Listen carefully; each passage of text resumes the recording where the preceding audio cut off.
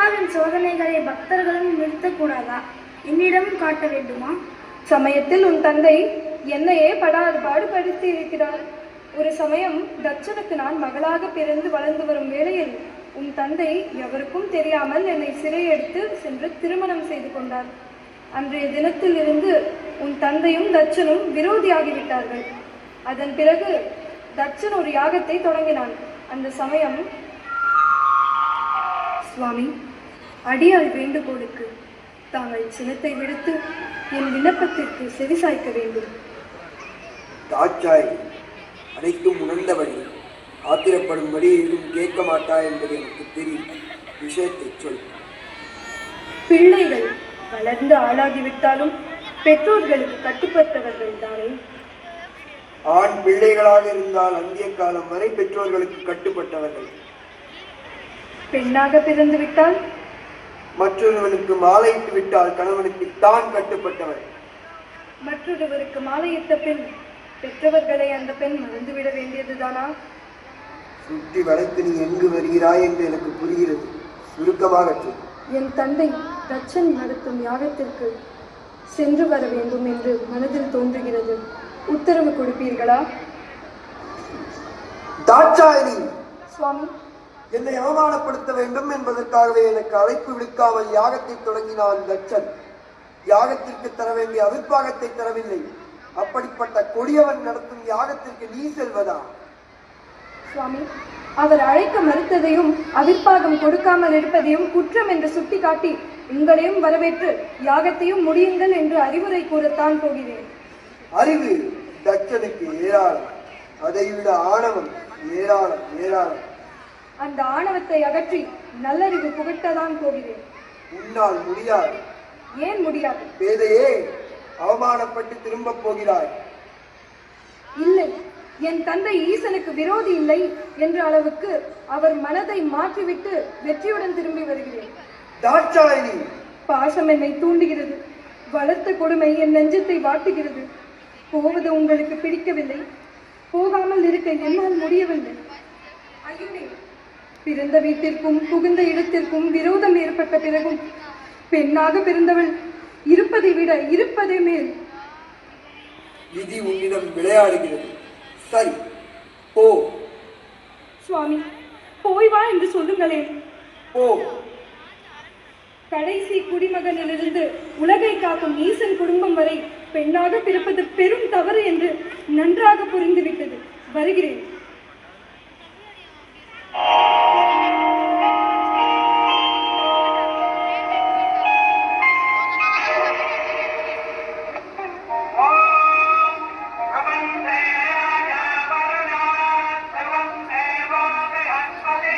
தயவு செய்து சிறிது நாளிகை யாகத்தை நிறுத்துங்கள். மன்னிக்கவும் மன்னா, மாபெரும் யாகத்தை தொடங்கி நீங்கள் மகத்தான புகழை அடையத்தான் போகிறீர்கள். இருப்பினும் குறைவின்றி அதை நிறைவு பெற வேண்டும் என்பது எனது ஆவல். அமைச்சரே, இந்த தட்சன் நடத்தும் யாகத்தில் எவருக்கும் எக்குறையும் இருக்காது, இருக்கவும் கூடாது. அப்படி இருந்தாலும் அதை என்னால் மன்னிக்கவும் முடியாது. அப்படியானால் தங்கள் மகளையும் ஈஸ்வரனையும் அழைக்காமல் இந்த யாகத்தை துவங்குவதா? அமைச்சரே, எவரை அழைத்தாலும் அந்த ஈஸ்வரனை மட்டும் அழைப்பதாக இல்லை. எனக்கு தெரியாமல் அவனை மணந்து தாட்சாயினியை என் மகளால் கருதபோதும் இல்லை. மருமகன் என்ற முறையில் அழைக்காவிட்டாலும் மகேஸ்வரன் என்ற வகையில் அவருக்கு அளிக்க வேண்டிய அவிர்வாகத்தையாவது கொடுத்துவிட்டு துவங்கினால்தானே யாகத்திற்கு பூரண பலன் கிடைக்கும். அமைச்சரே, பலரை பற்றிய கவலை எனக்கு இல்லை. பரமனை அழைக்காமல் இந்த தட்சன் ஒருவன் தன் யாகத்தை நடத்தினான் என்று பரஸ்பரி கேட்க வேண்டும். அத்துடன் பழிக்கு பழி தீர்க்க வேண்டும். எப்படி என்னை ஒதுக்கிவிட்டு என் மகளை திருமணம் செய்து கொண்டானோ அதே போல் அவனை ஒதுக்கிவிட்டு நான் யாகத்தை முடிப்பதுதான் அவனுக்கு அளிக்கும் தக்க தண்டனை. நடத்துங்கள். நிறுத்துங்கள் யாகத்தை. யாரது? இந்த உலகையும் கட்டி காக்கும் ஈசனின் மனைவி. ஈசன்? இறந்தவர்களின் சடலத்தை எரித்த சாம்பலை உடலெங்கும் பூசிக்கொள்ளும் பித்தன், பேய்கள் நடமாடும் சுடுகாட்டை கட்டிக்காக்கும் சடையன், அந்த இடுகாட்டு தலைவன் மனைவியை எதிர்கொண்டு அழைக்க இங்கு யாரும் விரும்பவில்லை. போய்விடு. போக மாட்டேன். தட்சனே, உன் மகள் செத்துவிட்டாள். பரமன் மனைவி என்ற முறையில் உரிமையோடு கேட்கிறேன். அவருக்கு சேர வேண்டிய அவிர்வாகத்தை கொடுத்து பின் யாகத்தை துவங்க. அவிர்வாகமா? ஈசனுக்கா? நான் தருவதா? இந்த தட்சன் உலகத்தில் வாழும் வரை பரமனுக்கு எப்பாகத்திலும் பங்கில்லை. அவிர்பாகத்தை தர மறுத்தால் உன் யாகமும் நடக்கப் போவதில்லை. தாட்சாயினி! சீ, மதி கெட்டவனே! என் பெயர் சொல்லி அழைக்க உனக்கு எந்த உரிமையும் இல்லை. நான் உனக்கு மகளும் அல்ல, நீ எனக்கு தந்தையும் அல்ல. உன் யாகம் அழியட்டும், உன் ஆணவம் ஒழியட்டும். ஆண்டவனையும் மதிக்க தவறியவர்களுக்கு உன் சரித்திரம் ஒரு பாடமாக அமையட்டும். உன் அறிவு, நீ பெற்ற வரங்கள் அனைத்தும் தொலைந்து போகட்டும்.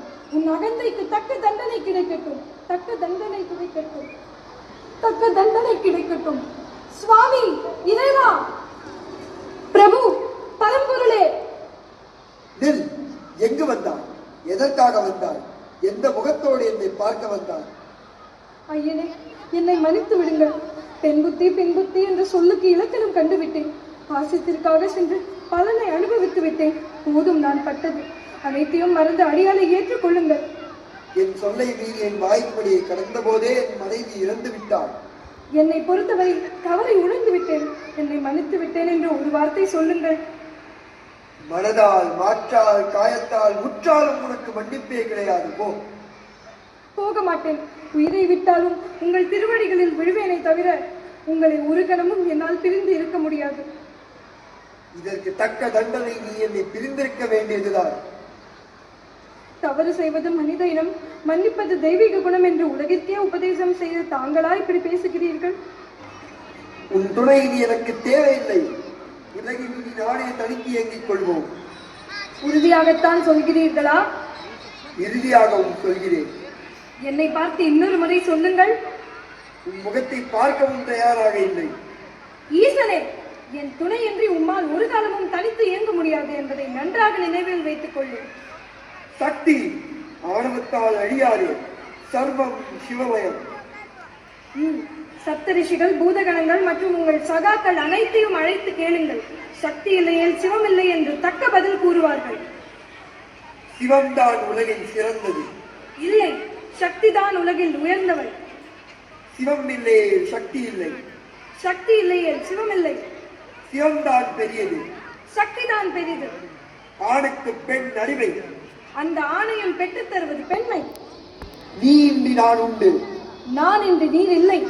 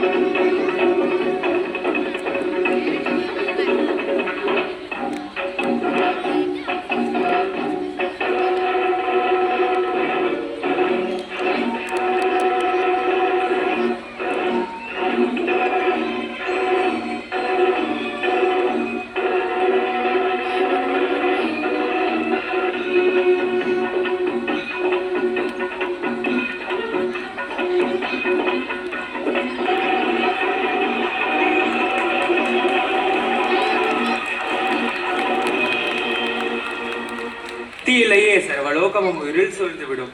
இது தாங்கள் அறியாததா? அமைதி பெறுங்கள் சுவாமி. பரமனே, அறிந்தும் அறியாமல் போல் எதற்கென்ன நாடகம் ஆடினீர்கள்? சக்தி இல்லையே சிவம் இல்லை, சிவம் இல்லையே சக்தி இல்லை. இருவரும் சேர்ந்து இருப்பதுதானே உலகம். சினம் தணிந்து உமையவளை உயிர் பெற செய்யுங்கள். சிவசக்தி தமையனராய் காட்சி தாருங்கள். சக்தி,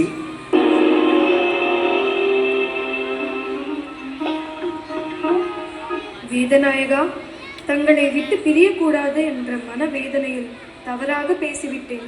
என்னை மன்னியுங்கள். ஆணும் பெண்ணும் சேர்ந்துதான் உலகம் என்பதை எல்லோரும் அறிய என் உடலில் சரிபாதி உனக்கு தருகிறேன். இனி நீ இன்றி நான் இல்லை, நான் இன்றி நீ இல்லை.